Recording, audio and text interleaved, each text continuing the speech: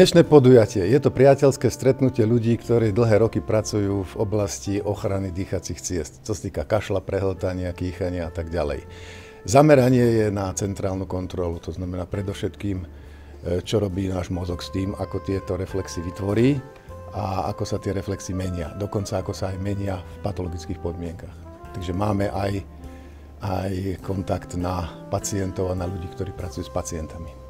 Máme internet, máme telefóny, máme možnosti sa rozprávať, ale je to niečo úplne iné, keď si ľudia sadnú spolu a môžu sa rozprávať veľmi neformálne a veľmi neformálne si povedať, čo sa deje, čo chcú robiť, čo urobili, čo sa im zdá, čo si myslia a tí ostatní k tomu prispejú. I first met scientists from Martin in 1996, and then I think 1998 was the first time I came here. And unfortunately, because of COVID, we couldn't come back for a while, and it's been just 5 years. It's been way too long. Martin is the mecca for people who work in cough. All of us want to come to Martin and talk to the scientists here. We learn so much from the scientists here in Martin that you can't calculate that, and it's a great impact on our research efforts. Very positive.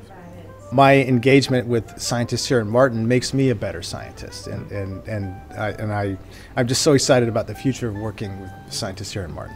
I've learned so much about the sensory system that induces coughing, about mechanical changes in the airways in the chest wall that induce coughing, and how the nervous system controls the behavior. Začiatok bol v roku 1966. Bolo to na Sklabinskej ulici. Tam sme vytvorili prvé laboratória. Za absolútne primitívnych podmienok. Prístrojovo takmer nič.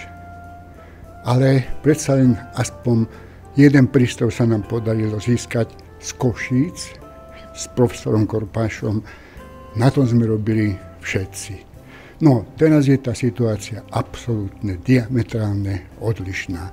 Mladá generácia má teraz podmienky na to, aby išla nielen po povrchu toho problému, kašľa, hlavne chronického, ale môže ísť do hĺbky a ja som presvedčený o tom, že výsledky budú veľmi, veľmi prospešné pre pochopenie, čo to vlastne ten kašeľ chronický je. Lebo ten kašeľ je síce veľmi dobrý sluha, ale zlý pán. A preto ho treba regulovať.